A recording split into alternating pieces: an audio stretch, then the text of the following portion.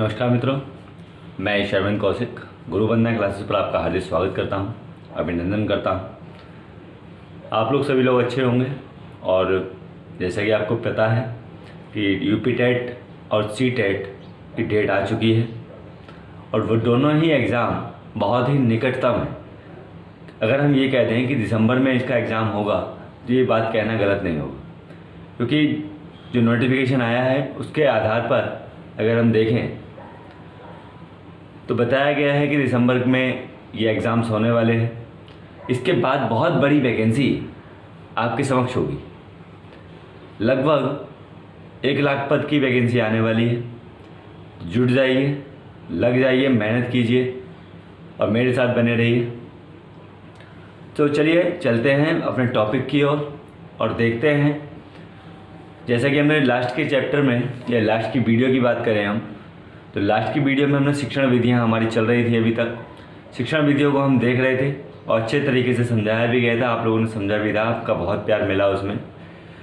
अभी उसी सेशन में हम शिक्षण विधियां कंटिन्यू करने वाले हैं। शिक्षण विधियों में हमने लास्ट में देखा था शिक्षक क्या होता है, शिक्षक किस प्रकार से कार्य कराता है, जब शिक्षक पढ़ाता है तो क्या वो सोचता है, कितना कराता है, कितना नहीं कराता है, वो सारी चीज़ें हमने सब पूर्व के लेक्चर में देख ली थी।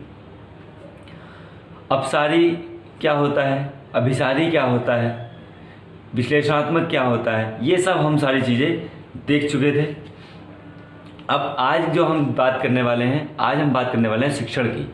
शिक्षण क्या होता है? पिछले चैप्टर में हमने बात की थी शिक्षक की, शिक्षक के मध्य कौन कौन सी कड़ियाँ होती हैं उसकी बात की थी। आज हम बात करेंगे शिक्षण की। शिक्षण किस प्रकार से कराया जाता है, शिक्षण करने के लिए क्या तरीका होता है, वो सारी चीज़ें आज के हम वीडियो में जानने वाले हैं। तो अगर मैं शिक्षण की बात करूं तो देखिए, शिक्षण और शिक्षार्थी दो एक ऐसे पहलू हैं जिनके बिना शिक्षा का कोई महत्व नहीं है। अगर शिक्षक है और शिक्षार्थी नहीं है तो शिक्षा बेकार है। शिक्षार्थी है, पढ़ाने वाला नहीं है तो शिक्षा बेकार है। दोनों ही कंडीशन में शिक्षा बेकार है। जब तक हमारे पास दो पहलू नहीं होंगे तब तक शिक्षा बेकार है। अब चलिए देखते हैं। यहां शिक्षण डाल लीजिए, हेडिंग डाल लीजिए शिक्षण। शिक्षण शिक्षक एवं शिक्षार्थी के मध्य विषय वस्तु के आदान प्रदान की संपूर्ण वर्णित क्रिया है। तात्पर्य क्या हुआ? शिक्षक और शिक्षार्थी के मध्य विषय वस्तु, ये देखिए विशेष ध्यान देंगे यहाँ, विषय वस्तु के आदान प्रदान, विषय वस्तु के आदान प्रदान की संपूर्ण प्रक्रिया के रूप में वर्णित किया जाता है। कहने का तात्पर्य ये हुआ, जो भी एक शिक्षक द्वारा शिक्षार्थी को शिक्षा दी जाती है वो सुनियोजित होती है। सुनियोजित से मतलब क्या हुआ? पहले एक शिक्षक योजना बनाएगा, उसकी योजना बनाने के उपरांत शिक्षार्थियों के मध्य आता है और शिक्षार्थियों को जो शिक्षा दी जाती है वही कहलाती है शिक्षण। क्या कहलाती है? शिक्षण कहलाती है। यानी कि विषय वस्तु का जो आदान प्रदान किया जाता है, उस विषय वस्तु में जो जो प्रक्रिया होती है, चाहे वो आपके उदाहरण के माध्यम से समझाए, चाहे वो आपको परिभाषा के माध्यम से समझाए, चाहे वो आपको एक कोई पिक्चर दिखा दे, बोले ये पिक्चर है, ठीक है, उस पिक्चर के माध्यम से समझा दे। किसी भी चीज़ के द्वारा जो समझाई जाती है वही क्या कहलाती है? शिक्षण कहलाती है। अच्छा, एक मॉरिसन हुए थे, मॉरिसन के द्वारा उनके विचार को जान लेते हैं। बड़े अच्छे विचार हैं उनके। मॉरिसन के अनुसार शिक्षण एक ऐसी प्रक्रिया है जिसमें अधिक परिपक्व व्यक्ति अंतर संबंधों के द्वारा कम परिपक्व व्यक्ति को सिखाने का प्रयास करता है। तात्पर्य क्या हुआ? मॉरिसन जी कहते हैं इसमें, जो एक शिक्षक होता है वो अधिक परिपक्व होता है। क्यों? क्योंकि शिक्षक से कम पढ़ा लिखा कौन है भाई? किसे समझाएगा? वो शिक्षार्थियों को समझाएगा, विद्यार्थियों को बताएगा। तो विद्यार्थी एक कोरा कागज कहलाता है। क्या कहलाता है? कोरा कागज़ कहलाता है। और कोरा कागज़ इसलिए कहलाता है, उस बच्चे को जो भी हम ज्ञान देते हैं वो उस ज्ञान को ऑब्जर्व कर लेता है, सीख लेता है, और उसी के माध्यम से जो हम उसे सिखाने का प्रयास करते हैं, उसी के माध्यम से वो आगे बढ़ने का क्या करता है, प्रयास करता है। इसीलिए शिक्षक एक विद्यार्थी को कोरा कागज कहा गया है। क्या कहा गया है? कोरा कागज कहा गया है, इसीलिए कहा गया है। अच्छा, यहाँ पे मॉरिसन साहब कहते हैं शिक्षक एक ऐसी प्रक्रिया है, अधिक परिपक्व व्यक्ति कम परिपक्व व्यक्ति को अंतर संबंधों के आधार पर सिखाने का प्रयास करता है। तो मैं जो आपको अपने अंतर संबंधों की क्रिया द्वारा सिखाने का प्रयास कर रहा हूँ, यही क्या कहलाएगा? शिक्षक प्रक्रिया कहलाएगी। शिक्षण जो प्रक्रिया है वह कहलाएगी। या किसी विद्यालय में चले जाइए, विद्यालय में जो एक शिक्षक या शिक्षिका है, सिखाने का प्रयास करती है। किसको? विद्यार्थियों को। किसके द्वारा? अंतर संबंधों के द्वारा। अंतर संबंध में क्या क्या आ जाता है? मैंने अभी बताया था आपको उदाहरण के रूप में। कोई पिक्चर दिखा के या किसी स्थल को दिखाकर। स्थल से क्या मतलब है? जैसे मान लीजिए मैंने आपको दिखा दिया ताजमहल, बोले भाई ये ताजमहल है और यहाँ पे जो है इसका मकबरा था और ये शाहजहाँ ने अपनी बीवी की याद में बनवाया था, पत्नी की याद में बनवाया था। उसके जितने भी तथ्य हैं उससे जुड़े हुए, उन सारे तथ्यों को आपके सामने उजागर करना ही क्या कहलाता है? शिक्षण प्रक्रिया कहलाता है। समझ में आ गई होगी मॉरिसन की परिभाषा, अब आप नहीं भूलोगे। एक और विद्वान हुए जैक्सन। एक और भी क्या विद्वान हुए? कौन? जैक्सन। जैक्सन के अनुसार शिक्षण वह प्रक्रिया है जिसके द्वारा एक परिपक्व व्यक्ति कहलाएगा आपका शिक्षक, एक अपरिपक्व व्यक्ति कहलाएगा आपका शिक्षार्थी। ये आप विशेष ध्यान रखेंगे।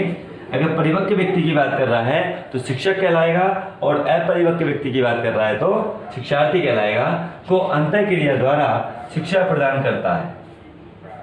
जैसा कि मैंने अभी मॉरिसन की डेफिनेशन में बताया था, सेम कंडीशन इन्होंने भी व्यक्त की है। किसने? जैक्सन साहब ने भी व्यक्त की है। शिक्षण वह प्रक्रिया है जिसके द्वारा एक परिपक्व व्यक्ति यानी कि शिक्षक द्वारा एक अपरिपक्व व्यक्ति यानी कि शिक्षार्थी को अंतर क्रिया द्वारा शिक्षा प्रदान की जाती है, और क्या कहलाती है? शिक्षण प्रक्रिया कहलाती है। अब जब हम लोग कक्षा में जाते हैं तो कक्षा में जाने के बाद सारे बच्चे समान नहीं होते, ये सभी लोग जानते हैं। तो जब हम कक्षा में जाते हैं तो वहाँ पर विभिन्न प्रकार के उपागम हमारे प्रयोग में लाए जाते हैं या उपाय लाए जाते हैं। अब वो उपागम या उपाय कौन कौन से हैं उनकी भी चर्चा हम करने वाले। तो वो उपागम होते हैं मुख्यतः 3 प्रकार के। कितने प्रकार के होते हैं? 3 प्रकार के उपागम होते हैं जो प्रयोग में अधिकांशतः लाए जाते हैं। अगर आपसे क्वेश्चन पूछ ले, एक कक्षा में शिक्षक द्वारा उपागम कौन कौन से उपागम प्रयोग में लाए जाते हैं या वो कितने प्रकार के होते हैं, तो आप कह सकते हैं कि कक्षा में जाते समय जो उपागम प्रयोग में लाए जाते हैं वो होते हैं 3 प्रकार के। कितने प्रकार के? 3 प्रकार के होते हैं। कौन कौन से हैं? चर्चा करते हैं। नंबर 1 है शिक्षण सूत्र, नंबर 2 शिक्षण सहायक सिद्धांत, और नंबर 3 है सहायक सामग्री। शिक्षण सूत्र, शिक्षण सिद्धांत और सहायक सामग्री। देखिए शिक्षण सूत्र क्या होता है? शिक्षण सूत्र होता है जो हम लोग प्रयोग में लाते हैं यानी कि प्रैक्टिकल के रूप में। सिद्धांत क्या होता है? उसके आधार पर जो आपको सिखाया जाता है, उसके जो रूल्स एंड रेगुलेशंस हैं उनको जो बताया जाता है वो कहलाता है सिद्धांत। सहायक सामग्री क्या होता है? सहायक सामग्री में आपको मान लीजिए मैं मार्कर दिखा रहा हूँ, ठीक है, इस मार्कर का प्रयोग क्या है। अब मैं आपसे क्वेश्चन करता हूँ कि इस मार्कर के द्वारा हम क्या क्या कर सकते हैं, तो आपके आंसर आने शुरू होंगे। बोले इस मार्कर के द्वारा हम लिख सकते हैं, ये एक पेन का प्रयोग करता है। तो ये क्या है? शिक्षण सामग्री है। मान लीजिए मैंने आपको दिल्ली का लाल किला दिखा दिया मैप पे, भाई ये देखो बच्चों मैप पे दिल्ली का लाल किला है और यहाँ पर हमारे प्रधानमंत्री नरेंद्र मोदी जी द्वारा झंडा फहराया गया था, यहाँ पे सभी लोगों को संबोधित किया गया था। ये दिल्ली का या आगरा का ताजमहल है, ये जयपुर का हवा महल है। तो ये सब क्या है? शिक्षण सामग्री के रूप में प्रयोग की जाती है। अभी हम चर्चा कर रहे थे शिक्षण के उपागम की, तो शिक्षण के उपागम हमने बताए थे कितने, 3 प्रकार के। देखिए इसको विशेष ध्यान रखेंगे, इंपॉर्टेंट में डाल लीजिए। कई बार क्वेश्चन यहाँ से बन जाता है कि एक शिक्षक को पढ़ाते समय कौन कौन से उपागमों को ध्यान में रखना चाहिए। तो ये आपके 3 महत्वपूर्ण उपागम हैं। नंबर 1 है शिक्षण सूत्र, नंबर 2 शिक्षण सिद्धांत और नंबर 3 है सहायक सामग्री। अभी मैंने इनके बारे में आपको बताया था, शिक्षण सूत्र क्या होता है, शिक्षण सिद्धांत क्या होता है और शिक्षण सहायक सामग्री क्या होती है। अभी विस्तारपूर्वक चर्चा करेंगे, आगे की ओर चलते हैं अगले टॉपिक की ओर। अगला टॉपिक क्या है इसमें, देखिए शिक्षण विधि के विधिवत व्यवहार के लिए उपयुक्त उपागम, उपयुक्त का मतलब उपरोक्त, जो ऊपर हमने उपागम बताए हैं ये परम आवश्यक हैं। ठीक है, ये जो उपागम मैंने आपको बताए हैं या उपाय बताए हैं, इसको उपागम को क्या बोलते हैं, उपाय भी बोलते हैं।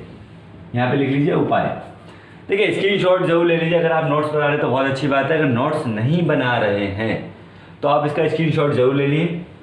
ठीक है, जिससे जब आपका भावी एग्जाम आएगा तो वहाँ पर आपको ये बहुत ज़्यादा हेल्पफुल होने वाला है। बात कर लेते हैं आगे शिक्षण विधि की। अब शिक्षण विधि क्या होती है, सभी लोग जानते हैं शिक्षण विधि क्या होती है, जानते हैं हम सब कुछ होते हैं, लेकिन उसको तरीके से समझाया जाए तो बहुत महत्वपूर्ण हमारे लिए हो जाता है और बहुत ही सरलतापूर्वक हम उस विषय वस्तु को समझ लेते हैं। देखिए शिक्षण विधि की अगर मैं बात करूं तो शिक्षण विधि में एक शिक्षक द्वारा सुनियोजित तरीके से किसी भी पाठ की योजना बनाना और किस माध्यम से आपको डिलीवर वो कर रहा है, उन सारी चीज़ों को क्या रखना, ध्यान में रखना। तो यही चीज़ इसमें लिखी गई है। देखिए शिक्षण विधि, शिक्षक अपनी विषय वस्तु को सुनियोजित तरीके से एवं विवेकपूर्ण व्यवहार के माध्यम से बालकों तक प्रेषित करने का प्रयास करता है। भाई मान लीजिए मैंने कोई एक पाठ योजना बना ली, इसी की मान लीजिए मैंने एक पाठ पढ़ा रहा हूँ आपको, शिक्षण विधियाँ। अब शिक्षण विधियाँ मैंने बना तो लिया, बनाने के बाद अब मैं किस प्रकार से आपको डिलीवर उसको कर रहा हूं, किस तरीके से मैं आपको सिखा रहा हूं, सरल तरीके से सिखा रहा हूं, कठिन तरीके से सिखा रहा हूं, वो कौन सी तरीका है। तो इसमें साफ साफ लिखा हुआ है जो हमारी विषय वस्तु है उसको सुनियोजित तरीका, ये देखिए विशेष ध्यान रखेंगे यहां पर जो लिखा हुआ है, विषय वस्तु को सुनियोजित तरीके से अपने विवेकपूर्ण व्यवहार से, यानी कि अपने थोड़ा सा दिमाग लगाने के उपरांत बालकों तक प्रेषित करना। बालकों को देना ही क्या कहलाता है, शिक्षण विधि कहलाता है। इसमें किस चीज़ का ध्यान रखा जाता है, इसमें ध्यान रखा जाता है कि जो हम बच्चे को डिलीवर कर रहे हैं उसमें उस बच्चे का उद्देश्य पूर्ण हो रहा है या नहीं हो रहा है। आप सुपर टेट की तैयारी कर रहे हैं, मैं शिक्षण विधियों के स्थान पर आपको मैथ कराना शुरू कर दूं और मैथ में भी वो कराऊं जो आपके एग्जाम्स में नहीं आने वाला है। ये शिक्षण विधियाँ ना करा के कुछ और करा दूं मैं आपको जो आपके एग्जाम के लिए बेकार है, तो आपका तो बेकार हो गया वो। आपने 1 घंटा दिया, आधा घंटा दिया, उसको ध्यान लगा के पढ़ा, लेकिन वो कहाँ बेकार हो गया। क्यों? क्योंकि आपका वो जो उद्देश्य था वो उद्देश्य पूर्ण नहीं हुआ। ऐसा तरीका या फिर ऐसी विषय वस्तु जिसके माध्यम से बालकों का उद्देश्य भी पूर्ण हो और सुनियोजित भी हो ही क्या कहलाता है, शिक्षण विधियाँ कहलाता है। देखिए आगे लिखा भी है इसमें, प्रेषित करने के लिए उसे संगठित किया जाता है, यानी कि इकट्ठा किया जाता है। जो हम मैटर बनाते हैं, जैसे अभी मैं आपको पढ़ा रहा हूँ, पहले सुनियोजित किया गया है कि हमें क्या पढ़ाना है, कितना पढ़ाना है, क्यों पढ़ाना है, क्या बच्चे के लिए महत्वपूर्ण है।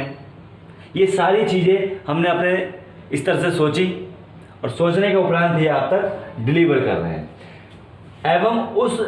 एवं उसे उद्देश्यपूर्ण व्यवहार के साथ बालकों तक पहुंचाने का प्रयास करता है।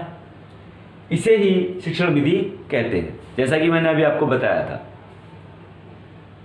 ठीक है, अब आगे बात करते हैं।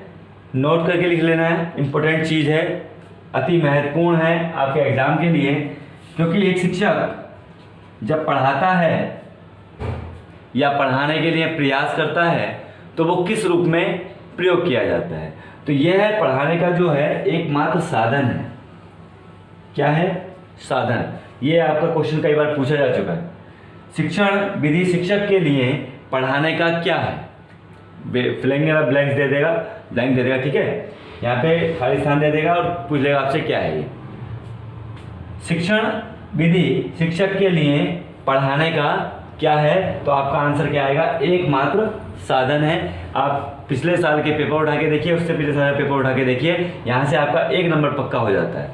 तो आप हमेशा ध्यान रखेंगे, पढ़ाने के एक जो शिक्षक है, शिक्षक के लिए शिक्षण क्या है? एक पढ़ाने का एकमात्र साधन है, इसके अतिरिक्त कुछ नहीं है। ठीक है, चलिए आगे चर्चा करने वाले हम कुछ प्रमुख परिभाषाओं की। कुछ प्रमुख परिभाषाएं कौन कौन सी है वो, और कौन कौन सी प्रमुख परिभाषाएं हमारी परीक्षा की दृष्टि से महत्वपूर्ण हैं, उनकी चर्चा हम करने वाले हैं। तो सबसे पहले अगर मैं परिभाषा की बात करूं तो पहली परिभाषा है माध्यमिक शिक्षा आयोग के। जो माध्यमिक शिक्षा आयोग है उसने क्या कहा है? उसने कहा है सर्वश्रेष्ठ पाठ्यक्रम एवं पाठ्यचर्चा भी मृत प्राय है। क्या तात्पर्य हुआ इसका? इसका तात्पर्य यह हुआ कि कितना भी अच्छा पाठ्यक्रम क्यों ना बना लिया जाए, कितनी भी अच्छी पाठ्यचर्या बना ली जाए, यानी कि जो पढ़ाने की विषय वस्तु है वो बना ली जाए, लेकिन वो सब क्या है? मृत के समान है। अब वो मृत के समान क्यों बताया है उसको समझिए। देखिए, जब तक कि उसके लिए कोई श्रेष्ठ शिक्षक ना हो एवं शिक्षक के पास कोई शिक्षण विधि ना हो या फिर विधि का अभाव हो, तब तक वो किसके समान होगी? मृत प्राय के समान कहलाएगी। मान लीजिए आपने पाठ्यचर्या बना ली, विद्यार्थियों को पढ़ाने जा रहे हैं, और पढ़ाने जाते समय आपने सारी चीज़ें सुनियोजित ढंग से कर ली। कितना पढ़ाना है, क्या पढ़ाना है, क्यों पढ़ाना है, कैसे कैसे हम उनको पढ़ाएंगे, वो सारी चीज़ें आपके पास हैं। लेकिन आपके पास कोई अच्छा टीचर नहीं है, अच्छा शिक्षक है ही नहीं आपके पास, तो वो जो भी आपने बनाया है, जो भी आपने पढ़ा रहे हो, वो सब किसके समान कहलाएगा? मृत प्राय के समान हो जाएगा। क्यों? क्योंकि आपके पास शिक्षण जो विधियां होती हैं, जो तरीके हैं, वो आपके पास नहीं है। आप खाली आने के बाद बच्चों से कहा, बोले भी खड़े हो जाओ रामू, खड़े हो जाओ, बोले हो गए साहब। बोले अब बोले किताब पढ़ो, एक से पढ़वाई, दूसरे से पढ़वाई, तीसरे से पढ़वाई, चौथे से पढ़वाई, और पूरा चैप्टर हो गया आपका ख़त्म। लेकिन आपने बीच में ना तो कोई महत्वपूर्ण क्वेश्चंस बताए, ना आपके द्वारा कुछ परिभाषाएं बताई गई, तो वो क्या हो गया? आपने जो पढ़ाया था पाठ, वो सब आपका बिल्कुल बेकार गया, व्यर्थ गया। तो एक शिक्षक का प्रमुख कर्तव्य क्या बनता है? एक शिक्षक का प्रमुख कर्तव्य है कि वो समस्त शिक्षण विधियों का अपनाए, जिससे बालकों को अच्छे से समझ में आ सके। चाहे वो उदाहरण के माध्यम से हो, चाहे वो परिभाषा के माध्यम से हो, चाहे वो प्रैक्टिकल करके दिखाए। अगर कुछ महत्वपूर्ण चीज़ें हैं तो उनका प्रैक्टिकल करके भी उन बच्चों को समझा सकता है। तो वो क्या कहलाएंगी? सारी की सारी शिक्षण विधियाँ कहलाएंगी। अब माध्यमिक शिक्षा आयोग के अनुसार, अगर माध्यमिक शिक्षा आयोग की हम बात कर रहे हैं, तो इसमें साफ साफ लिखा गया है सर्वश्रेष्ठ शिक्षक, सर्वश्रेष्ठ पाठ्यक्रम एवं पाठ्यचर्चा भी मृत प्राय के समान है। अगले लेखक की बात कर लेते हैं, अगले विद्वान की बात कर लेते हैं। अगले विद्वान हुए हैं वाइनिंग। कौन हुआ है? वाइनिंग हुए हैं। और वाइनिंग क्या कहते हैं? शिक्षण विधि शैक्षिक प्रक्रिया का गतिशील कार्य है, यानी कि कभी भी नहीं रुकने वाला कार्य क्या है? शिक्षण विधि है। और किसका है? शैक्षिक प्रक्रिया का। ठीक है, तो यहां पर एक क्वेश्चन बनता है, आपका एग्जाम से पूछा जाता है, शिक्षण विधि शैक्षिक प्रक्रिया का ब्लैंक यानी कि रिक्त स्थान है, तो आपको पता होना चाहिए कौन सा कार्य है? गतिशील कार्य है। यहां पर 1 नंबर का क्वेश्चन है, अति महत्वपूर्ण है, आप इसको नोट कर लेंगे। ठीक है, अब आपसे क्वेश्चन पूछा जाए कि शिक्षण विधि शैक्षिक प्रक्रिया का कौन सा कार्य है, तो आप क्या कह देंगे? गतिशील कार्य है, सदैव गतिशील कार्य है, कभी भी ये रुकता नहीं है। कभी कोई नई विधि लेके आता है, कभी कोई सी विधि लेके आता है। देखिए, अगर आप 10 टीचरों को पढ़ेंगे तो 10 टीचरों का जो तरीका होगा वो सबका अलग अलग है। कोई उदाहरणों के माध्यम से समझाना पसंद करता है, कोई परिभाषा को समझाता है, कोई कुछ, मतलब हर टीचर का तरीका क्या होगा, अलग होगा। तो यहाँ पे अगले क्वेश्चन की, अगले परिभाषा की बात कर लेते हैं। चलते हैं अगली परिभाषा के रूप में, शिक्षण विधि। अब शिक्षण विधि किसे कहते हैं ये देख लीजिए। शिक्षण विधि उस साधन के रूप में समझी जा सकती है जिसके द्वारा शिक्षक अपने कार्यों को, कौन, शिक्षक, ये ध्यान रखेंगे कौन है, शिक्षक है। शिक्षक अपने कार्य को गतिमान बनाता है। और ये गतिमान किसके द्वारा बनाता है, शिक्षण विधि के द्वारा बनाता है, तथा सुव्यवस्थित तरीके से बालकों को अधिगम कराता है। यानी कि जिस तरीके से बच्चों को सिखाना चाहिए उस तरीके से सिखाने का प्रयास करता है। कौन करता है, एक शिक्षक करता है। अभी जैसा कि मैं सभी में बताता हुआ आ रहा हूँ, उदाहरण के माध्यम से, परिभाषा के माध्यम से, या फिर कोई प्रैक्टिकल दिखाकर, ताजमहल की पिक्चर दिखाकर, लाल किले की पिक्चर दिखाकर उसके बारे में उनको बताएगा। उसके बारे में क्या बताएगा, उनके बारे में बताएगा कि बेटा ये जो आगरा का ताजमहल है ये किसने बनवाया था। उनसे क्वेश्चन पूछेगा, ये यहाँ पे क्यों प्रसिद्ध है, लाल किला क्यों बनवाया गया, लाल किला किसने बनवाया। तो ये सारी चीज़ें बताता है। ठीक है। एक अगले विद्वान हुए, बहुत ही महत्वपूर्ण विद्वान हैं, जॉन डीवी साहब। और जॉन डीवी के अनुसार ये क्या कहते हैं, शिक्षण विधि का वह तरीका, शिक्षण विधि का वह तरीका जिसके माध्यम से विषय वस्तु को संगठित कर निष्कर्षों की प्राप्ति की जाती है। देखिए, हमने क्या किया, विषय वस्तु तो इकट्ठी कर ली, लेकिन निष्कर्ष जीरो, निष्कर्ष कुछ नहीं निकल रहा, तो वो शिक्षा माध्यम बेकार है। जब तक निष्कर्ष ना निकले तो उस शिक्षण से कोई फायदा नहीं होने वाला है। तो जॉन डीवी साहब यही कहते हैं, शिक्षण विधि का वह तरीका जिसके माध्यम से विषय वस्तु को संगठित कर, जिसके माध्यम से हम क्या कर सकते हैं, विषय वस्तु को इकट्ठी कर सकते हैं और निष्कर्षों की प्राप्ति कर सकते हैं। ठीक है। शिक्षण विधि का वह तरीका जिसके माध्यम से विषय वस्तु को संगठित कर निष्कर्षों की प्राप्ति की जाती है, वही क्या कहलाती है, शिक्षण विधि कहलाती है। अब आपको पता चल गया होगा, ये कुछ महत्वपूर्ण परिभाषाएं थी। एक परिभाषा और रह गई है, उस परिभाषा को भी देख लेते हैं। इसके बाद हम कुछ प्रमुख शिक्षण विधियों की ओर चलेंगे और शिक्षण विधियां कौन कौन सी हैं उनकी भी चर्चा हम करेंगे। आगे बात करते हैं शिक्षण विधियों के प्रकार की। शिक्षण विधि के कौन कौन से प्रकार हैं, तो इसमें कुछ महत्वपूर्ण प्रकार हैं जो ज़्यादातर एग्जाम्स में पूछे जाते हैं, वही मैं प्रकार यहाँ पर लेकर आया हूँ। तो यहाँ पे सबसे पहला है शिक्षक केंद्रित। सबसे पहले नंबर 1 पे कौन सा है, शिक्षक केंद्रित। वे शिक्षण विधि जिसमें या जिनमें शिक्षण के दौरान केवल शिक्षक ही सक्रिय रहता है, बालक मूक दर्शक बने रहकर उन्हें सुनते हैं। और ऐसी कौन कौन सी विधियां हैं, व्याख्यान विधि और कहानी विधि। कहने का तात्पर्य क्या है, जब हम लोग क्लास में पढ़ाते हैं तो कुछ चीज़ें ऐसी होती हैं जिसमें बच्चा क्या रहता है, खाली सुनता रहता है टीचर को कि क्या, हाँ जैसे मैथ करा रहे हैं। अब मैथ में पहले हम उसको समझा रहे हैं, किसे, बच्चे को। जब बच्चे को हम समझाएंगे तो बच्चा क्या होगा, मूर्ख दर्शक बना हुआ, यानी कि शांति के साथ बैठा रहेगा और सारी चीज़ें वो आपकी सुनता रहेगा। तो ये होती है आपकी कौन सी विधि, शिक्षक केंद्रित विधि।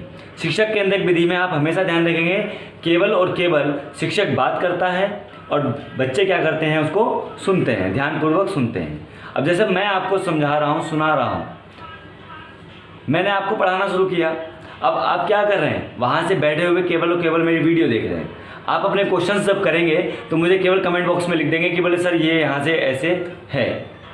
तो आप अभी क्या करेंगे, मूक दर्शक बने हुए हैं, जिसमें हमारा संचार नहीं हो पा रहा है। कहने का मतलब क्या हुआ, कहने का मतलब ये हुआ, केवल और केवल जो बच्चे होते हैं, छात्र होते हैं, वो मूक दर्शक बने रहते हैं और शिक्षक ही इसमें सक्रिय होता है। जैसे अगर हम बात कर लें कहानी की, तो जब किसी हम अपने बुजुर्ग से या फिर टीचर हमें कोई कहानी सुनाता है तो हम क्या करते हैं, सारे के सारे शांत हो जाते हैं एकदम से, बोले अरे बड़ा अच्छा टॉपिक आया है, कहानी सुनाने का टीचर सुना रहा है, या फिर दादी बाबा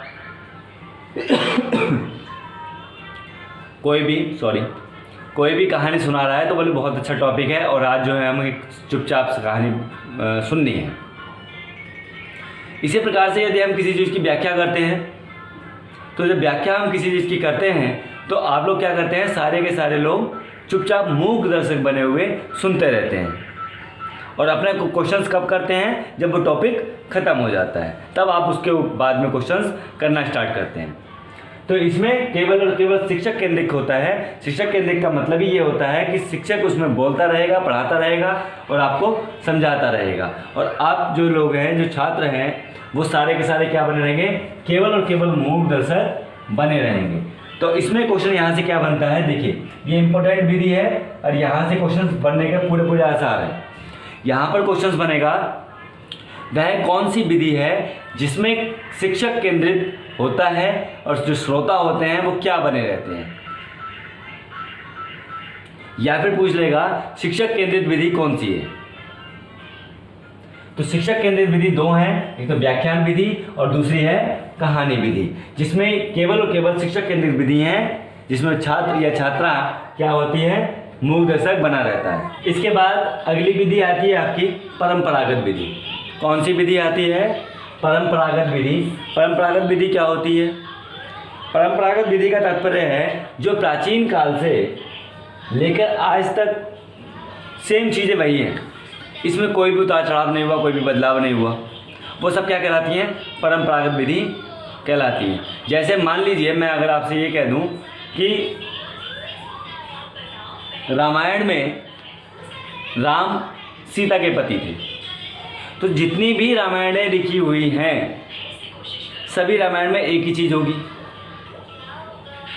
महाभारत में अगर मैं कह दूं द्रौपदी का चीरहरण हुआ, तो हाँ ये हम सभी लोग जानते हैं कि द्रौपदी का चीरहरण हुआ है,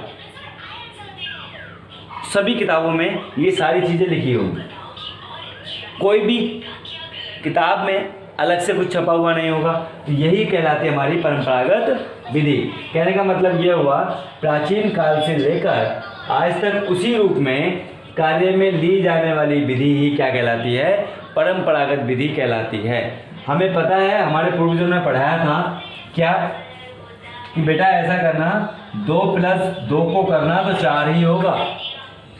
अब हम चाहे इस तरीके से जोड़ लें, 1 + 1 + 1 + 1 = 4। एक विधि ये भी कहलाएगी आपकी, एक विधि ये भी कहलाएगी 2 + 2 = 4, और एक विधि ये भी कहलाएगी 3 + 1 = 4। तो हमें मालूम है ये प्राचीन विधि है कि इसी तरीके से हमें जोड़ना है। तो किसी भी विधि को हम ले लें तो वो क्या कहलाएगी, प्राचीन विधि, परंपरागत विधि कहलाएगी, या फिर प्राचीन विधि के नाम से भी हम इसको जानते हैं, परंपरागत विधि के नाम से भी इसको जानते हैं। और इसका एक महत्वपूर्ण उदाहरण क्या है, पाठ्य पुस्तक है। इसका उदाहरण क्या है, पाठ्य पुस्तक विधि जो होती है वो कौन सी विधि के अंतर्गत आती है, परंपरागत विधि के अंतर्गत आती है। अगली विधि आती है बाल केंद्रित विधि। बाल केंद्रित विधि क्या होती है, देखिए अगर बाल केंद्रित विधि की मैं बात करूं तो बाल केंद्रित विधि में दोनों ही लोग आपसे एक दूसरे से क्वेश्चन कर सकते हैं। एक दूसरे से कैसे करेंगे, बाल केंद्रित माध्यम में यह हुआ वह विधि जिसके में या जिसके अंतर्गत शिक्षक के साथ साथ बालक भी सक्रिय रूप में रहता है, ये सक्रिय रूप में कार्य करता है या सीखने का प्रयास करता है।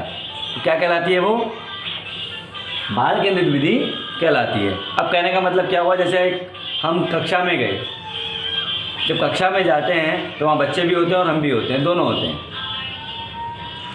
अब हमने कुछ पढ़ाया और बच्चे ने हाथ खड़ा कर दिया, बोले सर, बोले हाँ जी बताइए, बोले सर ये बता दीजिए ये 2 और 2 4 कैसे हुआ, ये 2 और 2 4 कैसे हुआ। तो हमने उसको बताया बेटा ऐसा है, यहाँ पे एक पेंसिल तुम्हारे पास थी, एक पेंसिल राम के पास थी, एक पेंसिल श्याम के पास थी, एक पेंसिल सीता के पास थी और एक पेंसिल गीता के पास थी। अब उन चारों पेंसिलों को अगर हमने जोड़ लिया तो ये क्या कहलाई, 4 पेंसिलें कहलाई। बोले ठीक है सर, ये बात तो समझ में मुझे आ गई, लेकिन मुझे ये बात समझ में नहीं आई, आपने 3 और 1 4 कैसे कर दिया। ठीक है बेटा, ये बात भी समझा देते हैं। बोले बेटा ऐसा था, तुम्हारे पास 3 कॉपी थी, आपके पास कितनी कॉपियाँ थी, 3 कॉपियाँ थी, और 1 कॉपी मेरे पास थी। अब उन तीनों को और 1 को जोड़ लीजिए तो कितना आ गया बेटा, 4 आ गया। यह कहलाती है बाल केंद्रित विधि। यहाँ पर जितनी भी मैं विधियों का उल्लेख करने वाला हूँ, सारी की सारी विधि मोस्ट इम्पोर्टेंट विधियाँ यहाँ पर होने वाली हैं और आप इसका विशेष ध्यान रखेंगे। देखिए, आपसे पूछा जाता है वह कौन सी विधि है जिसमें शिक्षक और बालक यानी कि छात्र दोनों महत्वपूर्ण रूप से सक्रिय होते हैं, तो वो है आपकी बाल केंद्रित विधि। अति महत्वपूर्ण है, मोस्ट इम्पोर्टेंट में डाल लेना इसको। जहाँ पर शिक्षक और छात्र दोनों ही किस रूप में होते हैं, सक्रिय रूप में होते हैं या फिर सिखाने का प्रयास करते हैं, वो कौन सी विधि है, बाल केंद्रित विधि कहलाती है। ठीक है, परंपरागत विधि को भी आपने समझा, शिक्षक केंद्रित विधि को समझा और बाल केंद्रित विधि को भी आपने समझ लिया। शिक्षण की जो विधियाँ हैं कम से कम 150 से 200 शिक्षण विधियाँ हैं, लेकिन हम यहाँ पर जो देखने वाले हैं वो कुछ महत्वपूर्ण शिक्षण विधियाँ देखने वाले हैं, जैसे जो अधिक महत्वपूर्ण है पेपर की दृष्टि से, परीक्षा की दृष्टि से, उन शिक्षण विधियों का हमने यहाँ पर समावेश किया हुआ है। पहली शिक्षण विधि कौन सी है, खेल विधि। जिस विधि में बच्चों को खेल के अंतर्गत ज्ञान दिया जाता है वो कौन सी विधि कहलाती है, शिक्षण विधि कहलाती है। इसमें बच्चों को एक मान लीजिए छात्र या छात्राएं हैं, उन्हें एक गोल घेरा बनवा दिया और गोल घेरे के अंतर्गत बच्चों से स्टार्ट कर दिया, बोले भाई ऐसा करो, यहाँ से काउंटिंग करना शुरू करो एक दूसरे की। जैसे आप यहाँ पे एक गोल घेरा बना देते हैं, ये गोल घेरा बना दिया, ठीक है, गोल बना लिया। अब यहाँ पर बच्चों को, सभी लोगों को क्या कर दिया हमने, यहाँ पर खड़ा कर देते हैं, 1 2 3 इस टाइप से हमने यहाँ पर बच्चे खड़े हुए बैठा दिए, या फिर इन बच्चों को यहाँ पर खड़ा कर दिया। जब यहाँ बच्चे खड़े हो गए, अब हम कहते हैं यहाँ पर राम है, तो राम से हमने कहा बोले भाई यहाँ से काउंटिंग शुरू करनी है। काउंटिंग किस तरीके से शुरू करेंगे, यहाँ पे बोलेंगे आप 1, यहाँ पे इसे क्या बोला 1। अब इसका जो नेक्स्ट वाला आएगा वो क्या बोल देगा 2, इसी तरीके से 3 4 5, इस तरीके से सारे बच्चों ने क्या किया, काउंटिंग को बोला। अब ये क्या हुआ, यहाँ पर हमने गेम किया था, यहाँ पर खेल खेला था कि बोले भाई जब हम सर्कल में खड़े होंगे तो यहाँ पे क्या हम याद करेंगे, काउंटिंग को याद करने वाले हैं। तो ये कौन सी विधि कहलाएगी, खेल की विधि या फिर खेल विधि कहलाने वाली है। उसके बाद आती है अन्वेषण की विधि। अन्वेषण विधि क्या होता है, इसका दूसरा नाम है खोज विधि। क्या नाम है, खोज विधि। अब खोज विधि में इन्हीं बच्चों के माध्यम से मैं आपको बताने वाला हूँ। यहाँ पर कोई वस्तु थी, मान लीजिए ये पेन था, इस पेन को मैंने यहाँ पे दुबका दिया, किसी बच्चे को दे दिया, मैंने कहा भाई इस पेन को ऐसा करो, आप अपने पीछे छुपा लो। उस बच्चे ने इस पेन को छुपा लिया। अब किसी अन्य व्यक्ति से या बच्चे से हमने ये कहा कि बोले भाई ऐसा है, एक वस्तु थी जो हमने किसी बच्चे के पास छुपा दी है, अब आप उस वस्तु को खोजो। जब वो वस्तु खोज लेता है तो वो कौन सी विधि कहलाती है, खोज विधि कहलाती है। तो ये कौन सी विधि कहलाएगी, खोज विधि या फिर अन्वेषण विधि कहलाने वाली है। इसके बाद आता है पर्यवेक्षक विधि। पर्यवेक्षक विधि में क्या होता है, पर्यवेक्षक विधि वह कहलाती है, इसके अंतर्गत छात्र स्वाध्याय करता है, यानी कि खुद पढ़ता है और खुद ही याद करता है, खुद ही समझता है। जितनी भी क्रियाएं हैं इसके अंतर्गत वो सारी खुद ही बच्चा करता है, वो कौन सी विधि कहलाती है, स्वाध्याय विधि कहलाती है। अगली विधि है पर्यटन विधि। पर्यटन विधि के अंतर्गत क्या होता है, पर्यटन विधि के अंतर्गत छात्र या छात्राओं को बाहर घुमाने के लिए लेके जाते हैं। जब वहाँ जाते हैं, मान लीजिए हम चले गए जयपुर, और जयपुर में हमने आपको दिखाया हवा महल। यहाँ पे क्या दिखाया, हवा महल, ठीक है। अब हवा महल जब आपने देखा तो वहाँ पर आपके अंतर्गत आपके जो दिमाग था उसमें कुछ क्वेश्चंस आ गए। हवा महल ये हवा में लटका हुआ क्यों है, हवा महल किसने बनवाया, क्यों बनवाया, कहाँ पर स्थित है, बोले जयपुर में स्थित है। जयपुर कहाँ पर है, राजस्थान में है। तो वो जो हमने आपको ज्ञान दिया, हवा महल के बारे में पर्यटन विधि के द्वारा जो ज्ञान दिया, यानी कि जब हम घूमने गए थे उसमें जो ज्ञान आपने प्राप्त किया वही कहलाता है हमारा पर्यटन विधि। यानी कि घूमने के दौरान जो हम ज्ञान प्राप्त करते हैं वही क्या कहलाता है, पर्यटन विधि कहलाता है। अगला है प्रायोजना विधि। प्रायोजना विधि क्या होता है? प्रायोजना विधि होता है पूर्व योजना बनाकर उस पर कार्य करना ही क्या कहलाता है, प्रयोजना विधि कहलाता है। यानी कि पहले से ही योजना हमने बना ली। अब मान लीजिए हम आपको पढ़ा रहे हैं, हमें पता है हमें आज आपको 5 विधियां पढ़ानी है, तो ये क्या है, पहले से ही पूर्व नियोजित है। यानी कि पहले ही हमने क्या बनाई है, इसकी योजना बनाई थी कि हमें इतना ही पढ़ाना है, इसके आगे नहीं पढ़ाना है, तो वो क्या कहलाएगी, प्रयोजना विधि कहलाएगी। इसके बाद आ जाती है वाद विवाद विधि। वाद विवाद या फिर मस्तिष्क विधि भी इसको हम बोलते हैं। तो यहाँ पे वाद विवाद क्या होता है, 2 से 3 ग्रुप बना दिए जाते हैं। आपने देखा होगा क्विज वाले जो क्वेश्चंस आते हैं, क्विज में आपने टीवी में अक्सर देखा होगा, 2 से 3 बच्चे की एक टीम बना दी जाती है और उसमें एक कंपटीशन कराया जाता है, वो कहलाता है हमारा वाद विवाद विधि। जिसके माध्यम, इसका उद्देश्य क्या है, प्रमुख उद्देश्य है इसका नए नए विचार उत्पन्न करना, छात्रों में नए विचारों का संचार होना, ये क्या कहलाता है, हमारा वाद विवाद विधि कहलाती है। इसके बाद आ जाता है व्याकरण अनुवाद। व्याकरण अनुवाद में क्या होता है, व्याकरण अनुवाद में होता है कोई एक वाक्य दे दिया गया और आपसे कह दिया गया कि बोले भाई इसका अनुवाद करो। जैसे एक उदाहरण दे देता हूं मैं आपको, उदाहरण है राम घर जाता है, ठीक है, इसको संस्कृत में अनुवाद कीजिए, तो ये क्या कहलाएगा, इसका जो हम ट्रांसलेट करेंगे इसको, या इंग्लिश में ट्रांसलेट कीजिए, तो ये क्या कहलाएगा, अनुवाद कहलाएगा।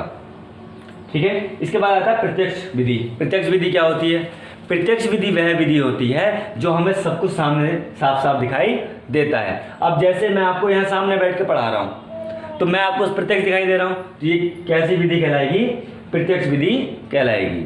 इसके बाद आता है अनुदेशन विधि। अनुदेशन विधि क्या होती है, अनुदेशन विधि यह होती है जब हमारे अनुदेश के अनुसार या फिर आदेश के अनुसार जो कार्य किया जाता है वही कहलाती है अनुदेशन विधि। ठीक है। इसके बाद अगली विधि कौन सी है, सहचर्य या फिर मॉन्टेसरी विधि। इसको सहचर्य विधि भी बोलते हैं या फिर मॉन्टेसरी विधि भी बोलते हैं। इनके जो भी राइटर्स हैं वो बाद में चर्चा करेंगे हम इसकी। ठीक है। फिलहाल अभी आप ये समझ लिया, आपके लिए जो इंपॉर्टेंट है वो ये है कि विधियां कौन कौन सी होती हैं। सहचर्य विधि या फिर इसको मॉन्टेसरी विधि भी बोलते हैं, वो अति महत्वपूर्ण विधियां हैं। जितनी भी यहाँ पे मैंने विधियां लिखी हैं सारी की सारी महत्वपूर्ण हैं और हर एक विधि किसी न किसी एग्जाम्स में बार बार पूछी जाती है। उसके बाद है रंगमंच विधि। रंगमंच विधि क्या होती है, इस समय रामलीला चल रही है, ठीक है, तो रामलीला जो चल रही है वो कौन सी विधि कहलाएगी, रंगमंच विधि कहलाएगी। जैसे आपने देखा होगा मूवी होती है, पिक्चर्स बनती हैं, तो पिक्चर्स में जो ये एक्टर्स होते हैं या एक्ट्रेस होती हैं, ये जो भी करती हैं वो सब क्या करती हैं, रंगमंच विधि के अंतर्गत कार्य करती हैं। इसके बाद आता है आगमन विधि। आगमन और निर्गमन 2 प्रकार की विधियां होती हैं, इन दोनों में से एक विधि अवश्य आपके पेपर में आती है। अगली विधि है भूमिका निर्वहन विधि। भूमिका निर्वहन विधि क्या होती है, उदाहरण से नियम की ओर चलना ही क्या कहलाती है, भूमिका निर्वहन विधि कहलाती है।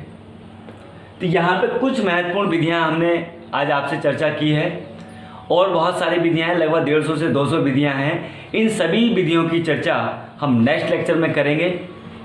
कौन सी विधि क्या काम करती है, कैसे काम करती है, वो भी हम देखने वाले हैं। ठीक है। अगर वीडियो अच्छी लगी हो तो लाइक और शेयर करना ना भूलें। आप लोग शेयर करने में बहुत कंजूसी करते हैं, तो शेयर अवश्य करें जिससे आपके साथ साथ और बच्चों का भी भला हो सके। और अगर अभी तक आपने मेरा टेलीग्राम ग्रुप ज्वाइन नहीं किया है तो फ्री ऑफ कॉस्ट है, आप टेलीग्राम में जाकर, ठीक है, टेलीग्राम में जाइए, यहाँ पे सर्च करना गुरु वंदना क्लासेस। गुरु वंदना क्लासेस आप सर्च करेंगे, यहाँ पे मेरा टेलीग्राम ग्रुप मिल जाएगा और यहाँ पे आप टेलीग्राम ग्रुप ज्वाइन कर सकते हैं। अगर आपने फेसबुक का पेज मेरा ज्वाइन नहीं किया है तो फेसबुक का पेज भी गुरु वंदना क्लासेस के नाम से ही है, उसको भी आप ज्वाइन कर सकते हैं। कू ऐप भी आप मुझे ज्वाइन कर सकते हैं। कू ऐप पर भी, कौन सा है, कू ऐप, KOO कू ऐप पर जाना, ठीक है, कू ऐप पर जाने के बाद आप मुझे यहाँ पे फॉलो कर सकते हैं। कल फिर मिलेंगे एक नेक्स्ट वीडियो के साथ। जय हिंद।